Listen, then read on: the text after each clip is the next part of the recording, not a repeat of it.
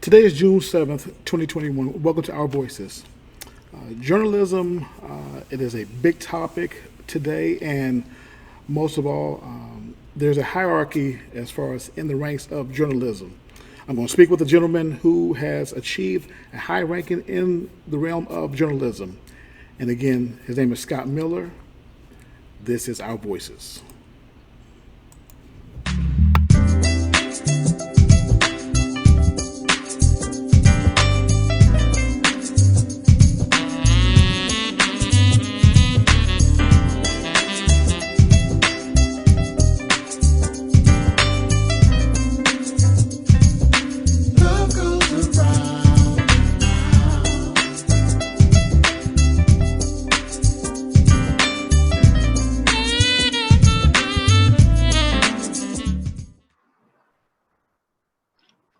Welcome to Our Voices. I have a special guest with me. He is a Dunbar, West Virginia native.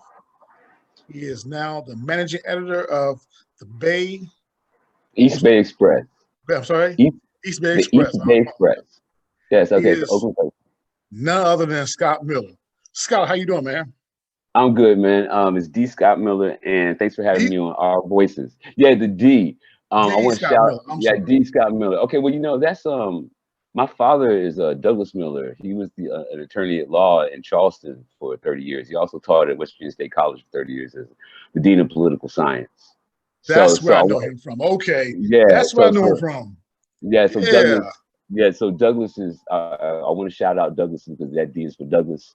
And even though everybody called me Scott, I put that D there and kept that D there as a shout out to my father. I want everybody to always know about Douglas. So that's why that D is there. I know that guy. Yeah. I tell you what, he wealth of knowledge, and again, wealth of knowledge, wealth of wisdom. Yep. Okay. Hey, Scott. Before I go to the questions, please tell the viewers and listeners something about D. Scot Miller. Okay. Well, I was originally born in Washington D.C. and moved out to West Virginia when I was about maybe 2 or 3 years old. And we landed across lanes for about maybe a year and some change. My dad had just come back from the war. He had a GI Bill. He bought himself a little house out there. And he came with his degree and all that. And he just started working in state. And so after that, we moved to Institute. And I lived in Institute till I was almost maybe 10 or 11 years old. We lived in this place called Faculty Drive, which is really close to the football field. And it's a little circle. It's a little circle. And I want to shout out, like, I heard people being excited about maybe having me on here. And I want to give a shout out to all my kids in the circle that I grew up with, everybody, Ricky, Jay, Sandra, and also the people in the outskirts like Monique. I see y'all, and if you're watching the show, Ernie, I hollered you out too. I think Ernie was hip, you getting ready to do this. So I want to shout out all my people out there, all the people that, like, in my town.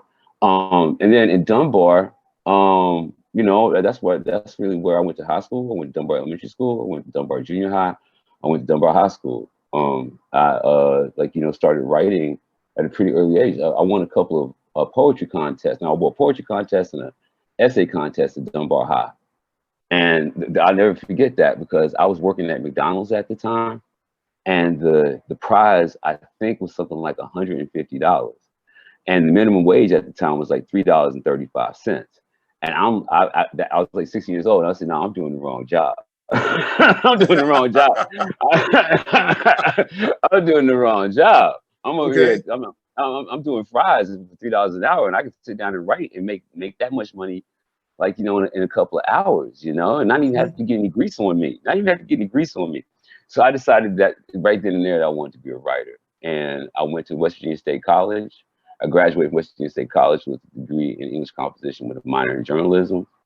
After that, I came out here and started teaching for a while, but always writing for newspapers.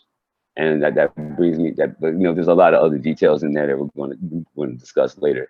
But that's your overall. And I wrote out in the Bay Area, San Francisco, and Oakland for the last 25 years, and just landed this position about maybe a week ago. Okay, Scott, let's get to the questions.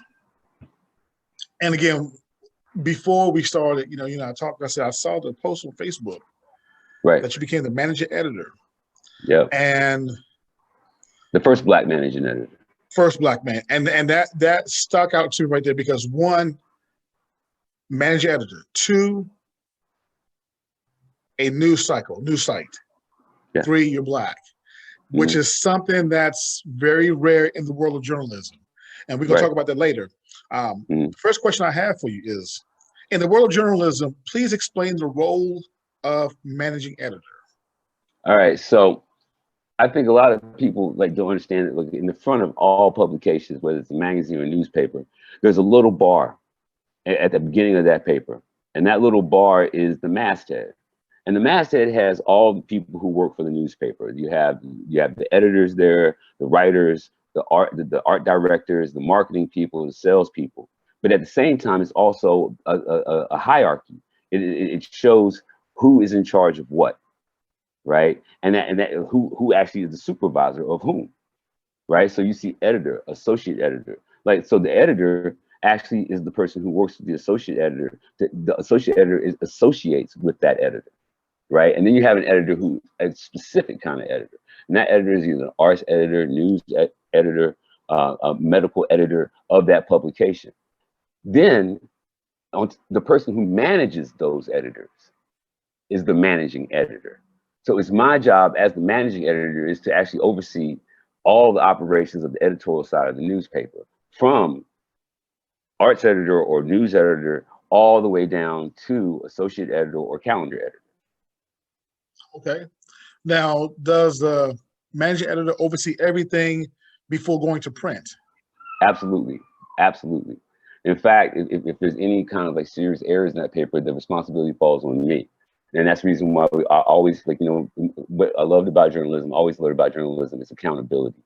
That's the reason why we have to keep it straight. So I have checks and balances just like everybody else does. So I get a chance, but yeah, I'm the person who eventually says, okay, let's put this to press.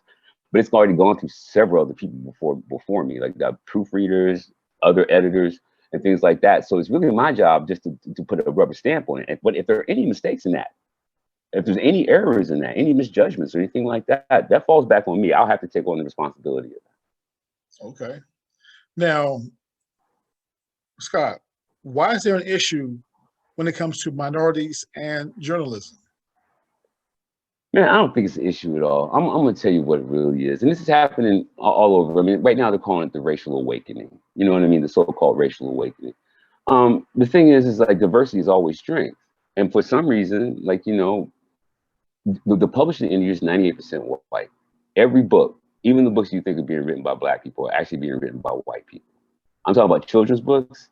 A lot of these children's books are actually written for black children by white people.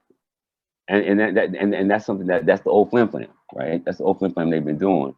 And why? Well, because they don't want to hire black people. They don't want to hire black people. That's why. It's not a problem with black people in journalism. I mean, we've always been in journalism. We just had to make our own media. You know what I mean? What you're doing, Ray, is a continuation with our voices. What you're doing is a continuation of what we've always had to do. I forget, there was a cool brother. Do you remember the name of the one black newspaper we had?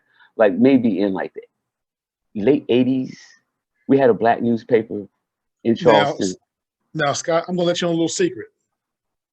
You said you was born in Washington, D.C. Yeah. I'm from Washington, D.C. I came to West Virginia in 1990. We'll just keep getting smaller. Okay, well, I forget I think it was called The Beacon. If I'm not mistaken, it was called The Beacon, and it was our black newspaper. And it was done by one man, really. It was done by one man, and after he passed, that paper passed. You know what I mean?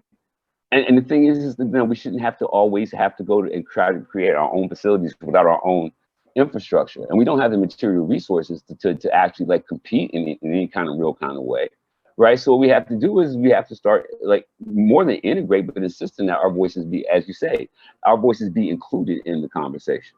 You see what I'm saying? Right. Because I don't think, yeah. But Scott, but think about this right here. Now, West Virginia, 3.6% African Americans here. Right. So when it comes to our story, it doesn't get told. Right. Two things that stuck out to me. And I'm going back down memory lane. This is when Danny Jones was mayor here in Charleston. There was a situation with drugs. Right.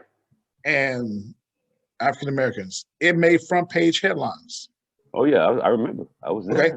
So then all of a sudden his son got hooked on drugs. Mm-hmm. And something was in the paper, but it wasn't front page headlines. And as a result, rumor has it that mayor had made a little call to the press and said, "Hey, stop this." So it's kind of like right. It's like when our story gets told in a negative way. Well, see, but now that's the thing about like if you really want to talk about. Okay, here's the thing. The thing that's really important is that Oakland, California is on record as the most diverse city in the country, right? We are the most diverse city in the country. I have worked with this newspaper since 2005. I didn't really start seriously working with them until about maybe 3 years ago when I actually took a position. But for the longest time, I was a freelance writer for them. They had never hired a black person. The city of Oakland had never hired a black managing editor in 40 years. So you can imagine what they do in places less diverse than Oakland. And it is a question of material resources, right? And so I wrote for the Gazette. The Gazette is gone, isn't it? No, it's still around. Oh, is it still in print? Is it paper or is it just? It's still in print. Yeah, it's still in print. Cool. Okay, I wrote for the Gazette for like 2 years. I wrote for the Gazette. I was the youngest black columnist at the Charleston Gazette. I had a hip hop column called Native Son, and I wrote that for 2 years at the Charleston Gazette. That was the first newspaper I ever worked at, was the Charleston Gazette. And the way that came about was because, well, one, I was extremely insistent, but the other thing was that like, I was writing about hip hop in school, and so like the way that I think that we can like, start breaking in, making these inroads, and this is legitimately what we have to do. We legitimately have to take over the Gazette. And the only way that you can do that is by being better, is by being excellent. You know what I mean? And what that calls for like what I did, which I took my ass to school to learn how to do this. And while I was in the process of learning how to do it, I also was having the eyes of the people who end up recruiting people, who end up talking about sending people to graduate programs. Those people are paying attention to you when you're in, like, I did that at West Virginia State. You see what I'm saying? I was in Yes. a journalism class at West Virginia State, and I was approached by the Charleston Gazette offering me an internship at first, then later a job, you know? But you have to be there. You got to be in it. You know what I mean? You got to be in it to win it. You know what I mean? You got to be there to be lucky. You know what I mean? So the only thing you like, so I mean, when we're talking about how do we get more Black people in journalism, which is really the question, and I do think that our voices and programs like yours are the thing that unifies people around the need and understanding of the need for news, right? Right. But at the same time, though, I mean, Black excellence in programs at places like West Virginia State College is what got me here.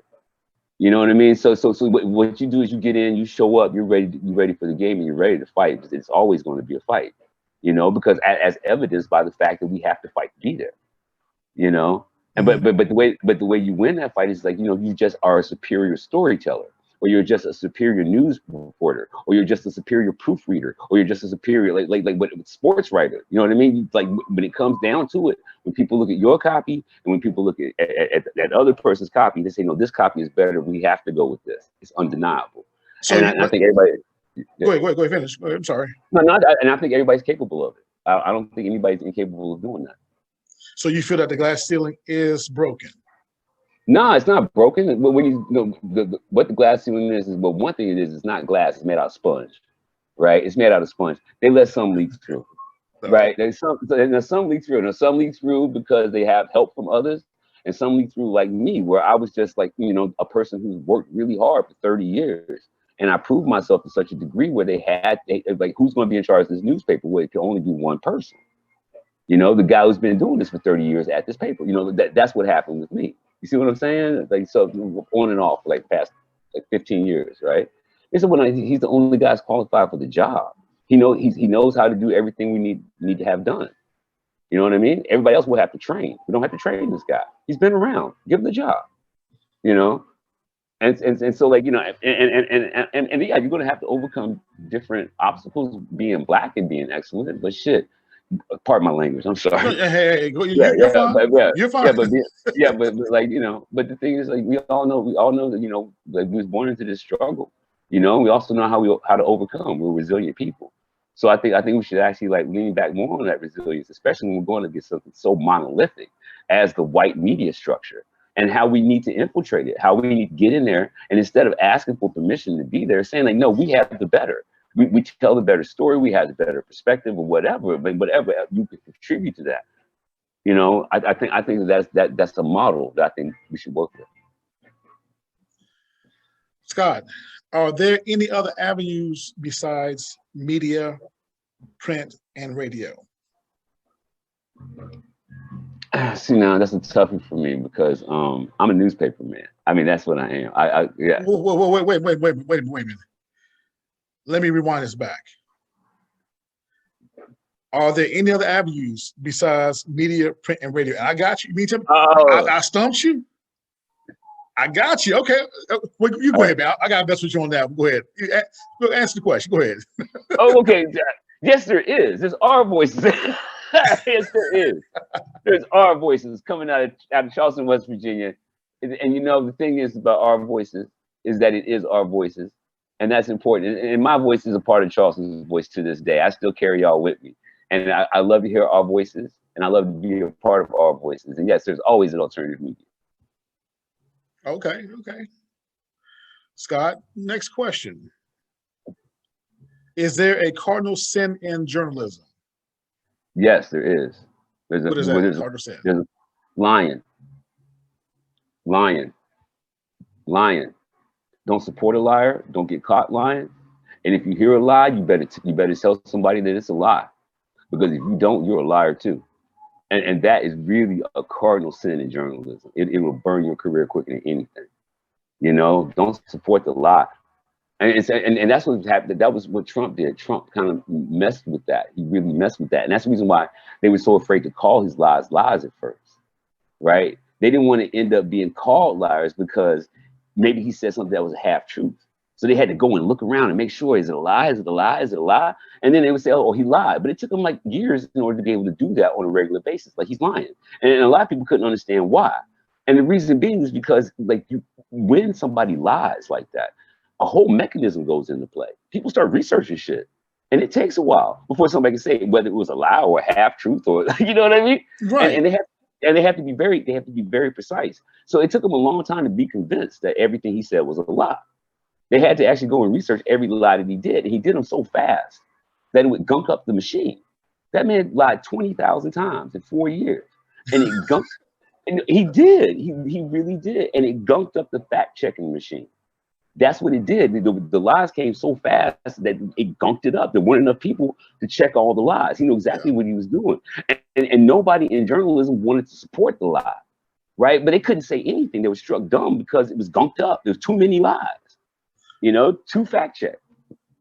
Scott, okay, so when we talk about that, okay, when we talk about the lies, like what you mentioned, like Trump, okay, so what does that say about media outlets like Fox News, OAN, Newsmax? I mean, because they're echoing the lie. News. They're not news, see? But they're not news. Fox is not news. So what do you call it? They're entertainment.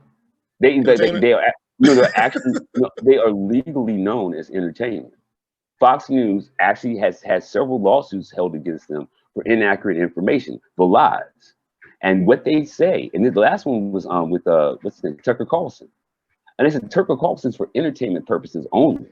That was their defense. Tucker Carlson is not supposed to be news. Tucker Carlson, by our estimation, as Fox News, he's entertainment. And they got busted a couple of times lying about Trump. They got taken to court, and they said the same thing. Well, we are not really a news channel; we're entertainment. And OAN says the same thing.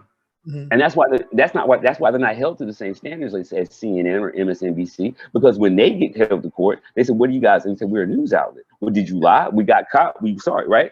But no, Fox doesn't have that. Legally, Fox is not considered a news outlet.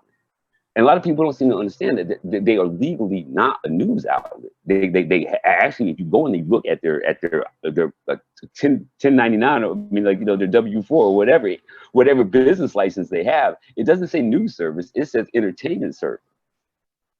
Right? Okay. You see, I did not know that. That's okay. Yeah. Yeah. Okay. So, but that's the thing.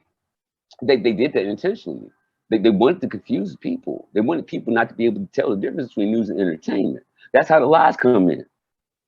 So, you see what I'm saying? So Fox News rival is, we'll say, MSNBC. Not really, because they're not a news channel. Fox is MSNBC is also entertainment? No, MSNBC calls themselves a news channel. Fox calls himself an entertainment channel. They're not in competition. Fox is in competition with TV shows, man. It's entertainment. That's how they call themselves. We're a TV show. That's a news outlet, and we're a TV show. That's legally what they say when they go to court. Damn, you school me? Okay, I didn't know that. Yeah, no, but see, that's the whole point, though, right? That's the manipulation, right? That it's not enabling us to get into that system and get our voices in there, right? There's another manipulative system, right, that actually wants to pose as news outlets without being news outlets. To what end? To stop us and people with our voices from becoming a part of that conversation. Okay. Mm-hmm. And then the same thing is true. I mean, that is true for Fox, OAN. You can look it up. I'm not joking. I'm not joking. Tucker Carlson had a lawsuit just last year, and he said, "Well, we're not really news, we're entertainment," and so they dropped the lawsuit. I gotta check it out. Okay. Scott, what's your most embarrassing moment in journalism?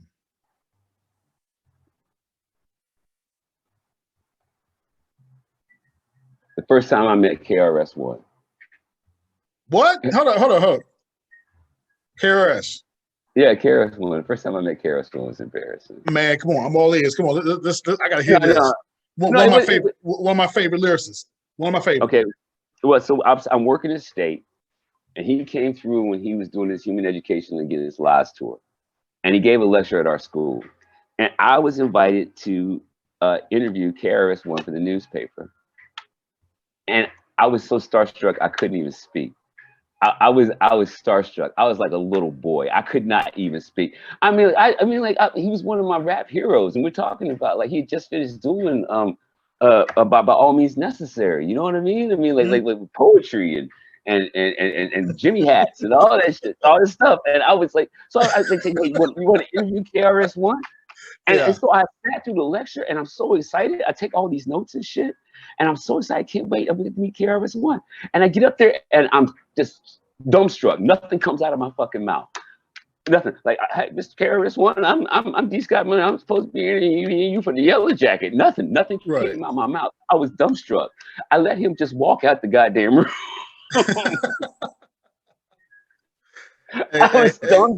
I was dumbstruck. Now, luckily, what I had done was I had pretty much taken good notations of his speech, so I just transcribed the speech for the article. But when it came time to really meet KRS-One, I was the worst reporter that ever lived because I did not. I shook his hand, and that was it. I was done. Hey, Scott, I was there when he came to state. I was there because, and I don't remember your part, but I remember when when KRS was talking, and KRS got deep. I mean, he does that. He did that. He not does 6 feet deep. I'm talking 12 feet deep. Yeah, that's right. And some folks were starting to walk out. Oh shit, not me. I was. Do you remember that? Yeah, some I do. folks they walked out. What that's because what Chris was actually saying was it was human education against lies, and he was going into colleges and telling the colleges they need to get more black people into the history curriculum, right? Like about Moses being black. You must learn. He was going through that teacher phase, right? And a lot of things he was saying were anti-college, but anti-institutional knowledge. Let's put it like that. Anti-institutional knowledge. Yeah, but that was like, you know, I've had the pleasure of meeting Chris again, KRS-One again, and being a little bit more, at least being able to speak to the man, you know. But I was only like 19 or something, you know. I was still very much young and green, you know. And he's so big. I didn't expect Chris to be a giant, man. I didn't expect KRS-One to be a giant. He's a giant. 6'5", right? 6'5". 6'5", 6'6", but like built like a brick. He's just one solid chunk of a dude with these big old ass meaty hands. He got his hands big old meaty. And that was the thing that messed me up. When I shook his hand, he pounded me, and I felt like I'd been swallowed by KRS-One. Just went, I was like, okay, I'm done. I'm done. He pounded me up. And I was like, okay, I'm done. I gotta go home. I can't. Oh, I gotta go home and just blow on that for a minute. Now, Scott. Now, I still got more questions. I mean, it's more than what I have here. It just popped in my head just now. Time, man. I'm having a good time, man. Go ahead. Oh, great. That's good. That's good. Now, little side note right here, because again, you wrote about hip hop. You had an article about hip hop and everything. Now, and you interviewed KRS-One. And for the folks that don't know, KRS-One means what? Knowledge reigns supreme over nearly everyone. There you go. Now, give me your Mount Rushmore of rappers. Okay, so you only get 4. Okay, all right. Well, okay. I've had the esteemed pleasure of being able to, over the course of my career, being able to meet a whole lot of my hip hop heroes. And so the list is actually, we're going to start with number 1 because I haven't had the pleasure of meeting them, and that would be Rakim. Rakim Allah to me is the ultimate symbol of what a rapper should be. I mean, innovative, timeless. Like, you know, you just can't go back. You can't go wrong with Paid in Full. You just can't go wrong with Don't Sweat the Technique or Let the Rhythm Hit Them. It's just you listen to them today, they still sound as fresh as they did when they came out 30 years ago. That's right, 30 years ago. Yeah. And then that would be followed by De La Soul. And I had a chance to, me and De La are actually still friends on Facebook. I met De La in West Virginia when I was working at the Gazette. Really? They played a show. Yeah, they played a show in Morgantown. And now here's what's so funny. It was a double bill. It was De La and Tribe. And I was asked to interview both of them for the Gazette. So I went up to Morgantown and I'm sitting in the green room with De La and Tribe, and I write the article, and it's just like, I'm just a kid. It's in the Gazette, and I'm gushing, because it's like, and by the way, that would be number 3, Tribe, De La, Tribe. So you got Rakim, De La, Tribe. Okay. Yeah. And All but right. me and Apostle News are still in contact. We're like Facebook friends and stuff. And I guess who would be and the last one's a toughie because there's so many great ones. Somebody that I really Doom. MF Doom. MF Doom. Sure. MF Doom. Yeah, MF Doom. I mean, but only because I've been listening to him, like since he passed, I've been listening to him a whole lot more. I mean, I've always loved his catalog. It's real underground. It's real wacky. It's kind of dangerous. But since he's passed, I've come to really appreciate, like, the volume of the things he put out too. I mean, like, he has like tons of mixed beats and untouched beats and like things where he's using other identities and other voices. And I mean, he was just such an incredibly prolific. He was such an incredibly prolific artist because I don't think he allowed anybody to hold him into that mask. Helped him be a lot more creative than if he had just been one person who had to sound the same all the time. He could take the mask off and put another mask on, and it hasn't been since his passing. I got a chance to sit down. I was going to write an article about him. So I just sat down with his catalog and I just came to realize the immensity of his work. So yeah, I would have to put Doom off the top of my head. I could probably come up with a totally different list, but that is a solid list for me. Yeah. I matched one of your 4. That's Rakim. So yeah. My other 3 is that's something different. Who? We won't argue, I swear. Number 1, yeah, Biggie. Okay. 2, I'm going West Coast. No, Tupac. No. Cube, absolutely. 3, who's raw? Right. Redman. He's raw. That's real talk. I like your list too. Your top 4 is my top 4 also, if I had another set of 4.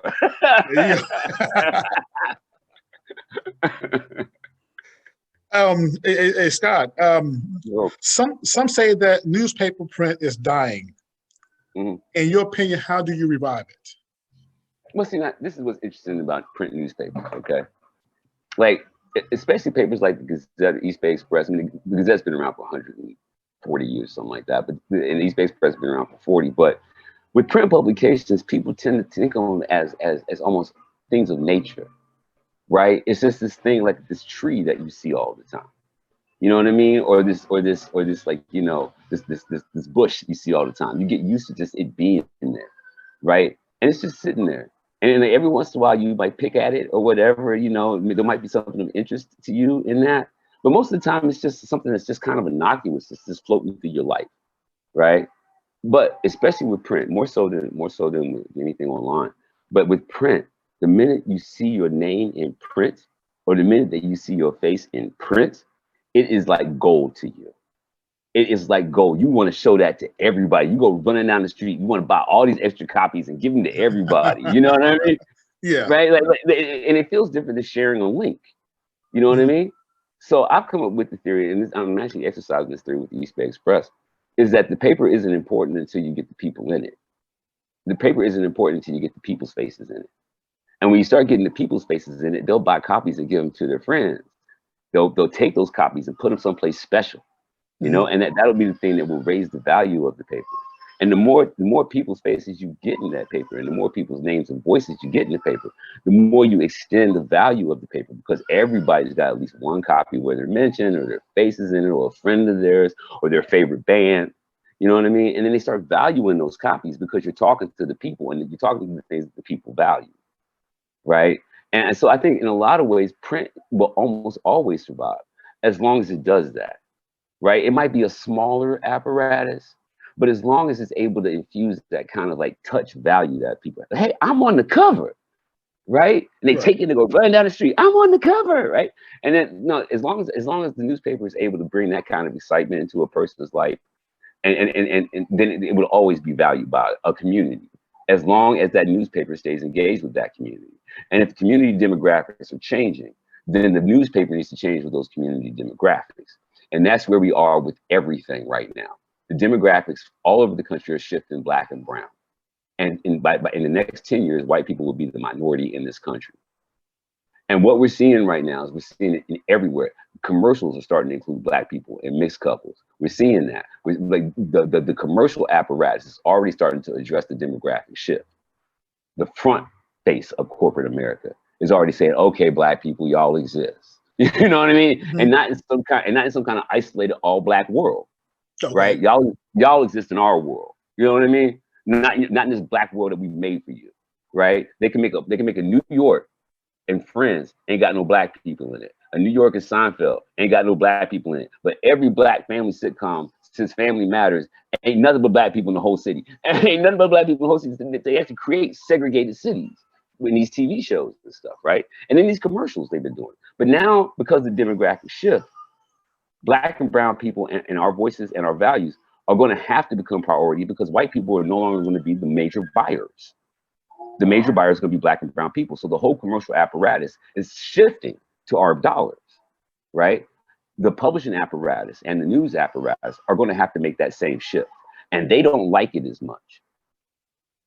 They don't like it as much. And why? Well, it's partially racial, but it's partially almost a nepotism, right? Oh, well, I went to Harvard with this guy. I trust him. I went to Yale with this woman right here. I trust her. You know what I mean? So that's really the game they're trying to play. They're playing, well, you know, we're interconnected by this, honestly, white system. And I trust that person more than I trust that person, right? But that could be the death of media. If that little tight circle stays that way and the demographic continues to shift, that means that the public themselves will start losing interest, because you're no longer talking to the voice of the people and the ear of the people, right? So that's what I'm saying about, I mean, even though it's crazy, white supremacy does not understand how valuable it is to have a person of color in their apparatus. They don't understand all the dollars they're missing.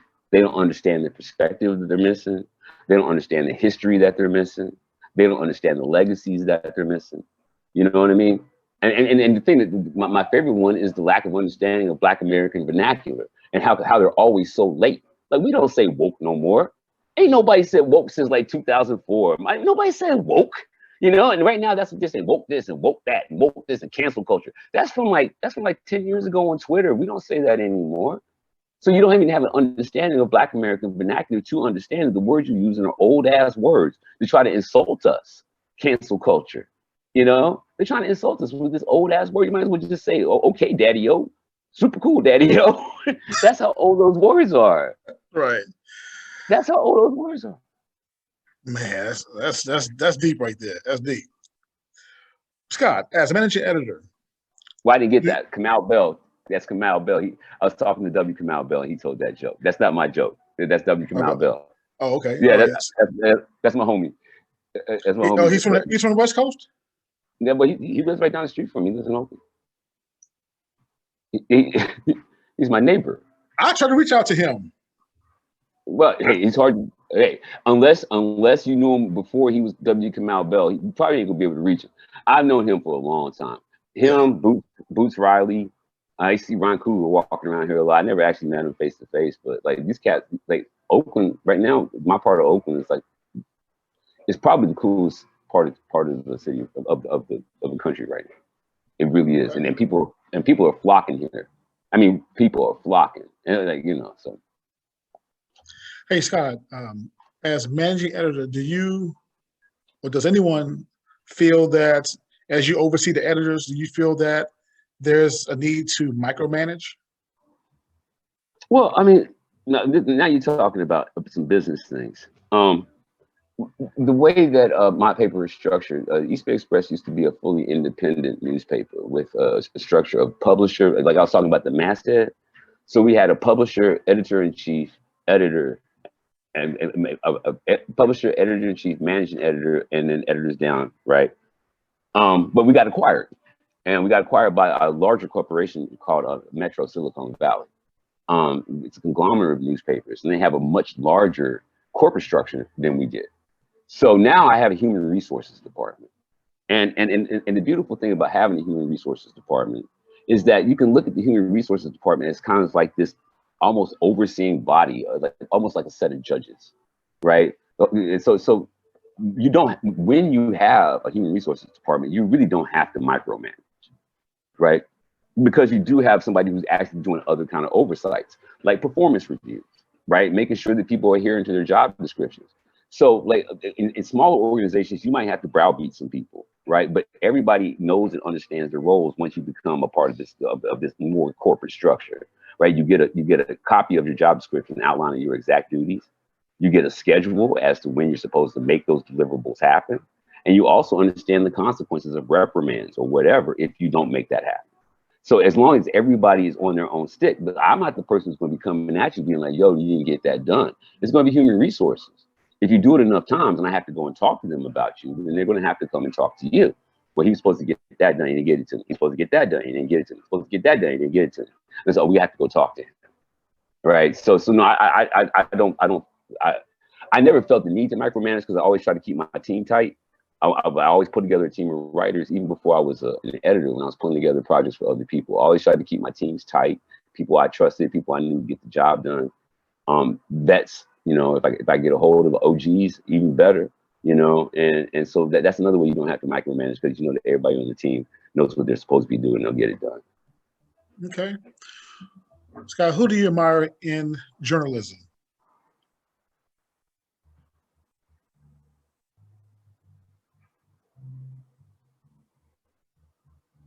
I would have to say my mentors. Douglas and Brogno over at the Charleston Gazette, he walked me through. Back in the day, we used to have to do stuff with floppy disk and typewriters. That's a long time ago. Well, that was the Gazette. That was the Gazette back in the day. And he mentored me through that process, and he showed me early on he taught me about layout. He taught me about how to create about themes, about the journalistic voice, you know. And then this guy named Greg. Oh God, what's Greg's last name? Rest in peace, Greg Lewis. Greg Lewis. He was an editor over at the Examiner, and when I was finishing up my minor at San Francisco State, he pulled me into the San Francisco Examiner, and I was like a little cub for him. I would just go and do interviews and stuff like that. But he is the guy that made me aware of the 3% at the time, 3% Black population in San Francisco and its decline. And I stayed with that story even after he passed, and I wrote about that story consistently, and because he was a great teacher and a great man. Johnny Ray Houston, my editor over at the San Francisco Bay Guardian, he gave me a lot of space. He let me write just about anything I wanted to write. He really trusted my skill.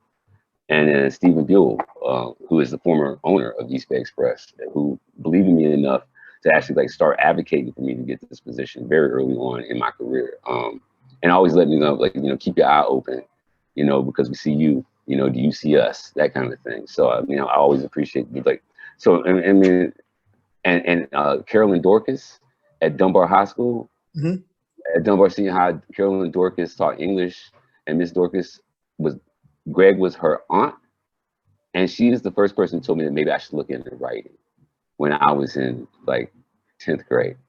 I turned in an essay, and Miss Dorcas said maybe you should look into writing. And she's also the person who entered me into those contests that I won.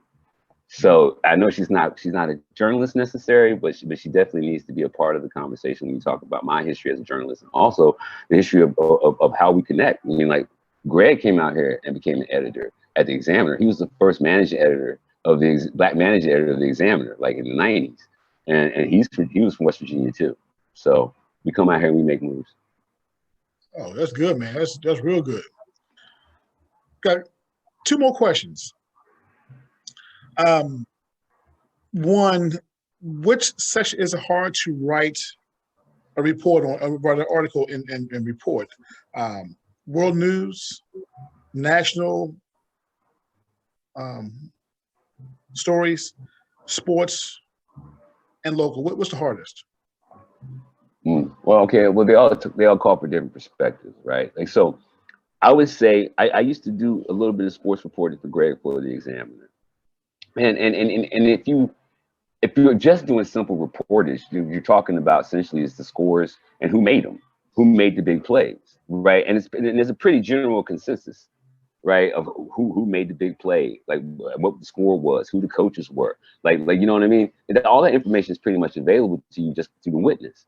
And if you had somebody else who watched the game with you, another reporter, which is always a good idea, run something by another set of eyes, they might include some things or take some things out, but essentially you get the general gist, right, of the reportage. And you're not going to get an angry letter saying, no, it was 7-6, you got it wrong. You know what I mean? Like, no, everybody's in agreement how the game ended. So I would say I wouldn't say it's the easiest, but it's the safest, because you're not going to get a whole lot of pushback unless you start talking about things like opinion, right? Who does it better, that kind of thing. But then what you're doing is you're actually being openly provocative.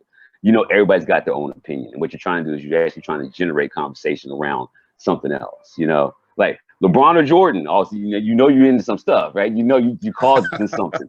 You're causing something, right? like. Yeah. Like, so like, you know what you're doing. So you don't run into a whole lot of dangers there or a whole lot of controversy. Local news can be really tricky. And what makes local news really tricky is that local politics often have different kinds of local ordinances and things that they do as city councils and things like that. And that can get really murky. And you can find yourself stumbling into something you had no intention of stumbling into. Like, oh, so-and-so is so-and-so's cousin.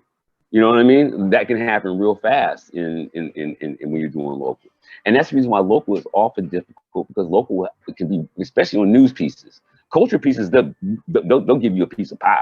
You know what I mean? Hey, you're going to come to my store here, have a pair of shoes. I mean, like, they'll really appreciate a culture piece. But if you come and you say you're here for a news piece, most people get pretty mum. Like it's like if you could easily bump into somebody who got something to hide when you're doing a local news piece, is what I'm saying. Right. And that's not to say that people are corrupt or anything like that. It's just the fact that they maybe don't want to incriminate the cousin. You know what I mean? Yeah. And so you say, hey man, I got this little news feature I'm doing on this thing that happened over here. I got no comment. I got nothing to say about that. That doesn't mean they're guilty of anything. It could just mean I want nothing to do with that. Yeah, I saw that happen, but no, I want nothing to do with that. You know what I mean? So that can get local news writing and local political writing can get murky like that real fast. And that's only because, yeah, everybody's so close knit. It's local, and that includes Oakland. You know, I run into that problem when I'm trying to get news pieces together in Oakland, because we have these close knit networks are always trying to protect each other. It's not necessarily because they're trying to scratch somebody else's back getting scratched, but maybe somebody is doing something wrong and they don't want to get that person in trouble. You see what I'm saying? Right. But that's the kind of thing you run into when you're trying to get a local news story, right? And the best way around that is just to have trusted sources beforehand. You know what I mean? Like get somebody. If your beat is city council, don't get a city council person. Get their assistant. You know, somebody you can get on the phone, right, and get a quick opinion from. You know what I mean? And then after a while, and then after a while, you can start building stories from those quick opinions. But the person who's actually in power doesn't want to incriminate themselves or any of their colleagues, right? So getting the interview directly with the council member is often futile. But if you can get that phone number and the ear of his assistant or her assistant, then you can start hearing really what's going on in that office, right? And if you get enough of those people, if you get a security guard here who lets you know something funky is going on in the hallway right now. Hey, you know, I overheard something in the cafe that might interest you. You know what I mean? Like security guards, like assistants, those kind of people. Those are the people you really should be talking to, because the people in power are going to always be trying to like protect themselves and their friends, even if they haven't done anything wrong. You see what I'm saying? Right. So I would say that is the third most challenging. National stories really aren't all that challenging, because when national stories drop, all the majors pick them up. Right? If something national has happened, you're not gonna be the only person telling that story, right? Like if the Parkland shooting, or if something that happened at the Gilroy Garlic Festival, or if it's Derek Chauvin and George Floyd. Minnesota, Yeah, you see what I'm saying? Like, but those are going to be national stories, are going to be covered by enough outlets that you can fact check your own writing to it, right? As things are unfolding, you can still have your eye on your own media feed. And if more information comes in from a reputable outlet, you can add that to your story, as long as you give them a citation, right? Mm-hmm. So it's not really the challenge of reporting a national story is knowing when to stop, because the story is still going on as you're writing the piece, right? So you might like a new development happens just when you post. Just when you post, a new development happens. dang, you know, and so you miss that, right? Right. And so you got to know, you got to like, so basically what you're doing is you're writing these recaps as quickly as you can to inform your people on your outlet. You get that thing up, oh no, update. So it's keeping up, and that is sometimes be very difficult, especially if you're getting a whole bunch of disparate reports coming from all from a bunch of different places. Like I don't know if you know, Tyler Kweli talks about it in a song. He says he never forget the Oklahoma bombing when they said the Muslims did it first. Right? It was on the cover of the New York Times front page that the Muslims had done the Oklahoma City bomb. It was really bad information, and they put it on the front page too quickly, just like you were talking about with the way they manipulate the data, right? Right. And but what that is what it looks like when you don't wait long enough. You get it so terribly wrong that you expose yourself, right? So that is the danger. And as far as international stories, I don't really mess with those, thank God, because that's the kind of stuff that gets you killed. I knew this dude named Gary Webb played. He was a reporter over at San Jose Mercury News back in the '90s, and he wrote a book called Dark Alliance from a series of investigations he did with the infiltration of cocaine by the CIA and Iran Contra. And he's a really nice guy. I met him at a reading he was doing at a bookstore. I was an event manager at, and you know, he was just a really nice dude. And then about maybe a year and a half later, they said he killed himself with a shotgun by shooting himself in the back of the head. I mean, yeah, no, how is that even possible? But no, that's what they said. They said he committed suicide with the shotgun from the back of the head. And so, but the book itself, Dark Alliance, actually did open up the Oliver North investigation. It opened up the fact that the government was indeed, in fact, helping Contras bring cocaine and make negotiations with people like Freeway Rick Ross to get the cocaine into Los Angeles by the cargo loads. But this guy, like, you know, he was an international reporter. And I really, or this dude just really happened. This guy over in Belarus, he was just a local journalist in Belarus, and he tried to flee, and he was in the airspace of Belarus in his fleeing, and they pulled down the plane and took him off. And he said the last thing they heard from him was, "I'll probably be executed." He was 24 years old. Yeah, you know what I mean. So I mean, like I'm really, like, some people are really intrigued by that kind of, you know, dangerous work, you know. But that's not really where my focus is anyway. I mean, my focus is actually for the people, by the people. I mean, that's what I'm about. Yeah. So I do believe that work is also for the people, by the people. But I mean, I'm more of a grassroots organizer, and I know it, and I'm happy with it. Okay. My last question. Now, in the beginning, you know, as we were talking, saying I did this on purpose. I said, you know, you're the managing editor of Bay East Bay Express. I know, yeah. I know that's right. Then you kept talking about East Bay Express. Now, my question to you, because I watched Pulp Fiction the other day, and this kind of, I'm going to try this at you, okay? Now, tell the folks about East Bay Express, and tell them they should check out your site, because again, I've read some articles, and again, it's on point, man. I love it. Please tell the viewers about East Bay Express. All right. Well, you know, East Bay Express is an alternative weekly newspaper founded in 1978. We cover opinion, news, music, film, food, and we also do a whole lot of special issues that are focused on the community. I became the managing editor of this paper, and it's going to get like more exciting, because I mean, I got Sly Stone on the cover for the first time ever, which I'm very excited about. But yeah, so check out www.eastbayexpress.com, or you can also get paper editions just by going to our website at the bottom there. You can contact us, and we will put you on a very, very, like, not so costly subscription. It's cheap, actually, and it's a good magazine. Okay. Yeah, like I said, I watched Pulp Fiction. And I said, well, I'm gonna try this method with Scott. This okay. Did in different order. Okay. So yeah. Again, hey Scott, thank you very much. But before I let you go, there's one more thing. Yeah. You have one. Now I'm gonna give you a minute and a half. You have the voice. If you want to do some shout outs, give me some final thoughts. Okay, well, I'm gonna tell you, I'm really like, I'm actually like honored because my sister over in West Virginia, still Monique Anderson, told me that I was going to be on this. She was very excited about it, which means that you must be doing some great work. She's a fabulous woman and a force within herself. So I'm gonna shout out to Monique, but I want to shout out to all my people in Charleston, all my people in Dunbar, all my people in Huntington. I see y'all on Facebook and stuff like that, but like I'm still Scotty, and I want to give a shout out to my folks at Institute, all my folks over in City Park, all my folks in Mandeville, my people over there, Orchard Manor. Yeah, I see y'all, and I still remember our spots, and like we all grown now, I hope we're all doing well. Um, and I guess the only thing I can say, like I really hope some young people tune in to your show. And I would like for them to know that they can engage with this anytime they want to. If you feel that you want to be a writer or you feel like you want to be a journalist, all you got to do is pick up a pen, open up your computer, and get started. And then, you can make your way to a place where you can learn.